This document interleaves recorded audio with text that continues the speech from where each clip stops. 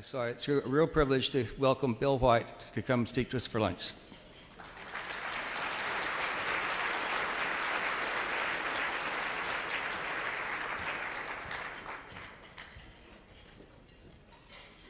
Thank you, Matt, and thank you for what you've done really for this nation and leaders in the world.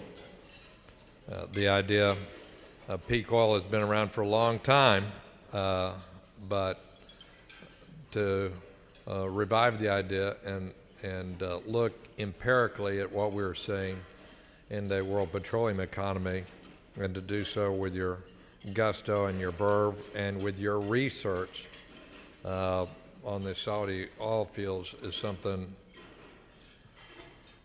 If a prophet means that you're talking about things that other people aren't talking about, you're considered a bit of a crank at first and you're maligned, then you're a prophet.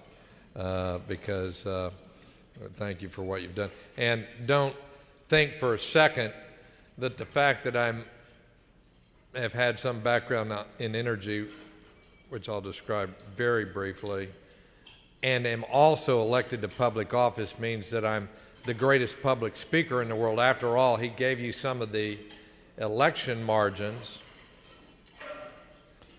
And when I actively campaigned for office, I had almost 30% less votes than when I didn't campaign. So it just goes to show it better keep me off the speaking circuit at these civic clubs. I know that there's a lot of people who are not from Houston here, and I assume if you're interested in energy, you've been to Houston before. If there's anybody who's not from Houston, I want you to know that it's in the high 70s with a cool breeze outside. It's pretty much like this year-round here in Houston, and come back with us anytime. When I was 19 years old, I began doing Henry Groppe modeling using computers and econometric models running on Fortran of natural gas supply, and then I wrote computer code on a program that did world supply and demand for petroleum shortly after the 1973 embargo. Wrote a computer program in the bowels of some Harvard Computer Center that evaluated the effectiveness of the policy responses in dealing with the threat of an embargo of Persian Gulf oil. I tell that story just to let you know that there's been some people around this area of energy policy for a while, but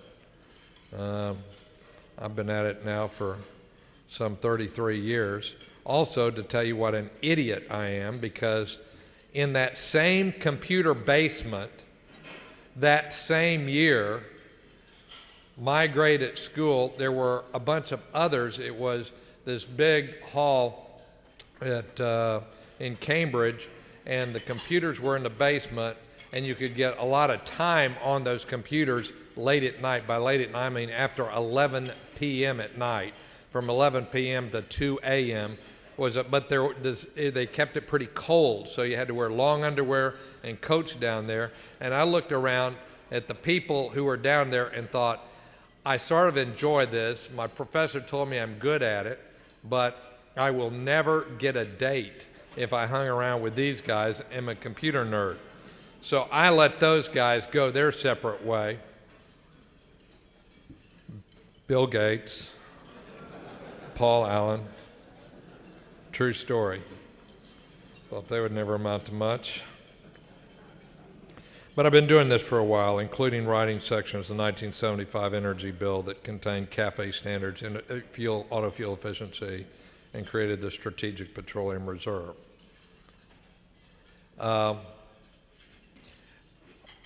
When I gave speeches in the early 1990s, I would describe both domestic natural gas or North American natural gas and petroleum this way. It's a race between depletion and technology, and we got to look at the data to see how that race is coming out. You could see where at least you could get a production spike, as we have, through a revolution of enhanced recovery techniques. And by that, I don't just mean a secondary, tertiary recovery, but by ways you drill and deplete reservoirs. But in the end, the field size distributions, which are documented back in the famous speech in late 1950s, which predicted with some great statistical validity the U.S. oil field declines, is something that you cannot fight. You cannot create the geological circumstances of hydrocarbon deposits just by speaking about it. Just like you cannot if you can't overcome the law of physics. You know where hydrogen comes from, don't you? Methane. That's where all the commercial. We have the biggest. We produce a lot of hydrogen. You're in front. You're close to the biggest hydrogen production area on the planet Earth with our ship channel industries. We produce a lot of it. It's produced in Aurora Valley in Southeast Asia. It's produced from hydrocarbons. But some people think if you give speeches about it, that creates it. It does not work that way with geology and earth sciences. I'm no more expert than the next person about where we are on that world production decline. I will say that it is a very telling statistic concerning the number of new supergiant fields that have been discovered in the last 25 years. I do not think that people have less talent or fewer tools in the oil and gas industry. So strike that one off the list as a list of possibilities. And we also know the geological and the engineering characteristics of fields that lead to decline and what that means as I get to the bottom part of that cycle. The one thing that I'd probably want to talk most about then is the two things that governments at all levels can do in order to deal with this. This is true, this is investors, this is public entities with a declining hydrocarbon resource base. Our resource base is, at a minimum, is sharply more expensive. And let me just digress. I personally fought hard when I was working to deregulate domestic natural gas, and I had a hand in that as well, where the field price of domestic natural gas was regulated after the Permian decision of the Supreme Court in 1954, all the way through the time that you had a series of federal legislation, beginning with one in 1978, that deregulated the field price of natural gas in stages. The intrastate market for natural gas was always deregulated, but we had field price regulation from the Permian rate proceeding up until the 1980s. My argument then with many people, including the people who were in INGA, the interstate pipelines. The interstate pipelines did not want natural gas to be burned as electrical fuel, and they were concerned about the adequacy of reserves for natural gas, and they believed, and they had articulated, that the field price did not have hardly anything to do with the supply of natural gas, so they were in favor of field price regulation of natural gas, except one or two that had large producing affiliates. Those of us on the other side argued that there's going to be more of a resource that comes to market if the price is higher. And I believe that, and I believe the same is true with petroleum. So that unlike some, I believe that some of the first manifestations of the peak oil will not be a decline in worldwide annual production. Instead, it will be a sharp increase in prices that you see. In any event, so there will be both private opportunities to deal with this reality if you believe that it is occurring, and there will be a public response. My remarks will be tailored to both. Perhaps the most critical issue for petroleum and peak oil as such is going to be what we do with the transportation system in the United States, Western Europe, and the developing countries. This is not to minimize the impact on countries such as our neighbor in Mexico, which depend, and that country depends in large part on petroleum, combustible, the bottom of the barrel, for their electrical power generation. But by and large, you will see in the developed countries already, in the developing countries, principal use of petroleum or liquid transportation fuels. If we do gas to liquid trains, increase that, is going to be as transportation fuels. I think it's critically important that all countries of the world, led by the United States of America, recognize the importance and significance of fuel economy standards and the importance of encouraging, hopefully through market-based incentives, the procurement of vehicles with a high miles per gallon. You all know, because you probably had paper presented here, I know that we have a number of engineers here, but if you get down into the weeds of vehicles, just like Matt did with the reservoir, the mechanism of reservoirs, you'll find that the mass of the human being is just a tiny percentage of 1% of mass of the vehicles for certainly the average vehicles we have on the road in the United States and the UK, then lesser so as you get smaller and smaller vehicles in other parts of the world. But even there, the mass of the vehicle is far greater than the mass of the individual. And you'll also find, related to that there, you can sharply increase the economy of vehicles if you address the mass without compromising the strength of your outer shell. You can do that through the use of advanced composite materials, some of which are hydrocarbon-based. And the loss of the brake heat and braking energy and the acceleration energy, where you lose so much of the energy within an automobile. And finally, the efficiency of the drivetrain. We're dealing with, in manufacturing technology, we have modern manufacturing. You have almost all the machines that deliver the energy and deliver the torque and the power at the point of contact on the manufacturing floor with an electrical driven current.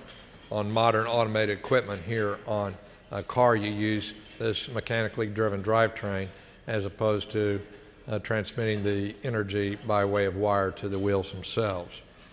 There are automobiles, not in mass production, that combine all three of those and then use hybrid technology that would allow a use of a couple of both electrical power and conventional fuels. If you do those within those vehicles, you see a dramatic increase in fuel efficiency. My car gets 48 miles per gallon. I drive a Toyota Prius. It's a great car. But that only gets half as much miles per gallon if you combined all three elements of design that I'm talking about in a vehicle, and you do that in a vehicle, period. Now, what stands between us and those vehicles? Principally, a couple of things: consumer choice, consumer taste, and mass volumes of production. Consumer choice, consumer taste can be influenced by standards, because by its very nature, fashion depends on what other people are doing, right? And the volumes can be picked up, the more and more both consumer choice, consumer taste, incentives, and government framework of incentives and goals that is not, ban every vehicle above a certain thing, but use the type of mechanism that we use successfully with the CAFE standard of having an average for a fleet, and then the market would allocate among the different types of automobiles a price one could charge to obtain that particular configuration of fleet, do it over time, and you could see a dramatic decrease in the consumption per vehicle. I don't think this is a choice if we want to do it nationally and internationally, even if we thought that we could have a modest 1 or 2% growth in production of petroleum production over the next 20 years. The reason is that we've already seen in the emerging markets such as China and India that if they followed the Korean and Japanese route to development and substantially increase the use of vehicles using combustion engines as people become more affluent, then we will see a spectacular increase in the demand for petroleum for vehicles. When I was Deputy Secretary of Energy of the United States of America, get this, when I was Deputy Secretary of Energy of the United States of America, when I left, the United States of America had 40% of the gasoline and diesel vehicles on the planet Earth. Now that that percentage has gotten smaller. I think we were from 200 million out of 500 million, and I think right now about 200 million out of 600 million are numbers quite close to that. We're at 8, 9, 200 out of 900 million. Well, imagine then, I will tell you for a fact, then the growth rate that you've seen in the last dozen years, if you extrapolate that trend, we're in big trouble. And so we need to do this, and we need to do it. It ought to be a top international priority. Let me put it another way. People can wring their hands about international treaties concerning carbon emissions and other greenhouse gases, and I am for the recognitions that we ought to act with humility about experimentation with the atmosphere. But I will tell you this, there is no more practical single step that one could take that would influence that course of action than specific and concrete actions like I'm describing, that we could deal with the efficiency of the utilization of transportation fuels and the efficiency of utilization of electrical power. And let me put it another way. If you had something that had a stringent overall global goal, shall we say, that everybody adhered to, I wouldn't trade that at all for a mechanism by which you had much more concrete steps that dealt with the utilization of transportation fuel and the generation of electrical power that you were able to obtain and measure that accomplishment by. It also has to do with changing the way we work. Look, after all, far too much fuel is consumed by everybody trying to get to the same place at the same time, right? I mean, that is the #1 cause of traffic congestion. I can tell you this as somebody who campaigned on it. It has some of the most innovative strategies for dealing with traffic congestion. But the conventional sort of Henry Ford era driven by both the mass manufacturing capabilities of Henry Ford and then some of the standardization of labor wages and hours that was done as part of the standardization of industry, that followed the standardization of industry process in the 1910s, 20s, and 30s. Then you found the labor movement trying to standardize wages and hours. Yes, there is a role for something where you have work hours where kids and family members, particularly two working families, can coordinate their work schedules. No doubt about it.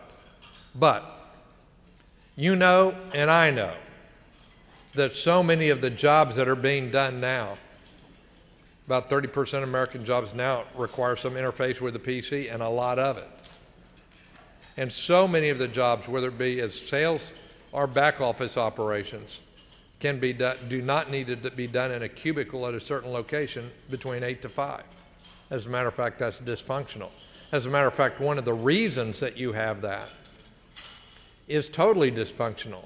Organizations that have gone to flexible working hours and then found that they had to figure out ways of measuring productivity and pay people on the basis of productivity rather than the hours they put in, found that they were much more efficient organizations. Why? Because anybody that measures productivity by the amount of time by when you check in and out of a cubicle is by definition measuring the wrong thing, right? That is not what you're paying somebody to do. So all those things that we can do in order to encourage flexible working hours, which would significantly reduce the cost of our infrastructure and our utilization of transportation fuels. And we've done a lot of that in Houston. And Matt told me to brag, but I won't. If you're interested, get on the city website. But we've had over 120 companies, led by some energy companies, by the way. Shell has a fantastic program. They're not the leader. I'd probably say JP Morgan Chase, some engineering firms. NASA is now on the program. Compaq was way ahead of the game. Dell discourages many people from coming to the office. By the way, it just drives up occupancy expense if they come to the office. We got to rent building space if they come to the office. Why do we need them in the office? They're probably the leader. Finally, I'd say anything that we could do to replace hydrocarbons as in power generation and reduce the intensity of the use of electricity in buildings, industrial processes, and residents is a good thing. Let me tell you something. In this community, we went out 2 years ago and started putting the low-hanging fruit of energy efficiency into modest post-World War II housing. A Pleasantville project, we had an experiment involving 700 houses in one neighborhood where instead of doing it by 4,000 or 5,000 a household, we did it like a volume manufacturing where we did minor energy efficiency improvements. Anybody wanted average time in and out, pressurize the house, saw where the leaks were, replace the light bulbs, put insulation in of the houses, and sealed the leaks wherever there was leaks within the structures. We saw a 20% decline year to year in the summer power consumption of those households. We're moving it out and doing it in other neighborhoods as well. It would not cost that much compared to some of the things we talk about for every American house to be done like this. And it costs about $900 a household to do. Dramatic changes. Hey, City Council this week, there was a distinguished judge from the Court of Civil Appeal and a former U.S. attorney, former President Bush had appointed Dan Hedges to be a U.S. attorney for this region. He and his wife have designed and are building a zero energy consumption house and water consumption house within this city. There's an incremental cost, but it's not outrageous. It can be done. My friend Amory Lovins has been in a house like that for 15 years. Don't tell me it can't be done. I've stayed there, a dozen years ago. It's not to say that there should be mandates, but I tell you what, inertia isn't just a law of physics. And I personally can tell you, in dealing with the design and construction community, there's a lot of things that can be done with very little incremental cost, very little incremental capital costs, and very high returns on investment that are not done in the design and construction simply because people haven't been doing it that way, right? I mean, some of y'all, if you're in the energy business, you may remember that, who was it, Jackson Grayson wrote that book, Decision Making Under Uncertainty, I think at the Harvard Business School as a project, Matt, in the 1960s, and came up with a revolutionary idea that maybe instead of doing wildcatting or exploration at big firms on the basis of gut, maybe you should try to assign probabilities and risk distribution and make decisions to drill on the basis of that. And that was considered harebrained. That it was obviously an academic who didn't know what they were talking about. Okay?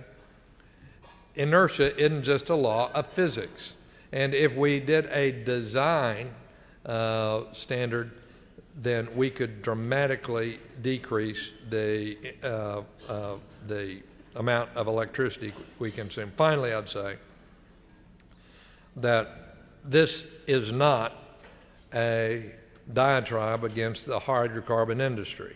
Thank goodness that a leader within the industry like Matt and many others now, as well as CEOs of some of our greatest energy companies here, both the CEOs of Marathon and the CEO of Shell USA, privately. I'm not sure what they've said all publicly, but have been deeply concerned about the spike in petroleum prices. I personally know this is also a concern of people in my generation in the Gulf states, because they know it's not simply what people talk the headline political backlash with harebrained rules designed to discriminate against one of the greatest industries, but it is also the fact that you will face a series of markets, mandates, and regulations which will do overkill if you had a spike that sent the world in prices, or shortages which sent the world spiraling into negative GDP growth or severe recession. They know that there would be a backlash, not simply against industry, but a over response to the problem after it reached a crisis proportion. Please, from the world's capital of the energy business, Houston, Texas, for those who love and respect this industry, which has created an epic of human freedom, a century in which people who never expected. My dad grew up on a farm without electricity, and there are a lot of people around this planet just like he was. For generations before we walked on this earth, people were limited in their horizons to the next village or what their daddy did, because they were limited to the small town or the farm in which they grew up. They were limited by how far they could walk or an animal could take them. And that's all changed. What they got in news and what they knew about the rest of the world was depending on what they were able to glean if they got a portion of a daily paper. But because of transportation, which has been totally dependent on the hydrocarbon business in this world, almost totally dependent in the 20th century, the modern airline, rail, and automobile transportation system, the mobility that we currently have. And because of telecommunications, which is totally, from the internet to the radio in the farm in the 1930s, was dependent on the presence of electricity, to the places that are now being electrified and bringing electricity to 1.5 million residents of our planet, billion residents of our planet who don't have electricity. The first thing people want is a radio so they can be in touch with the outside world, a light so that their kids can read at night, and some refrigeration so you don't have to go as far every day to bring fresh food in, and so that you can store food safely. For those people, the hydrocarbon business has been part of freedom that is economic freedom.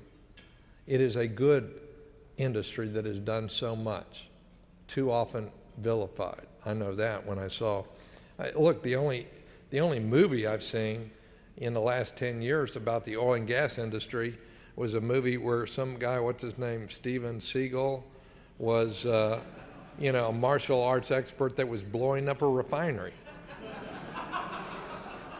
And he was a good guy.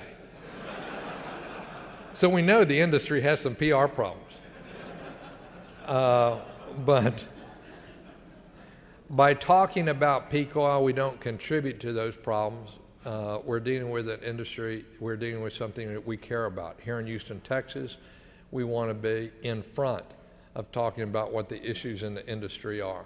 And we want people to know that the industry supports those things that we could do to reduce the volatility of prices so that people can depend on the hydrocarbons we have for the long run. If we do that, and if we don't wait till it's too late, then those of you attending this historic conference and founding this historic organizations will not just be malign prophets or malign cranks, but you will indeed be prophets to whom we all owe a debt of gratitude. Thank you very much.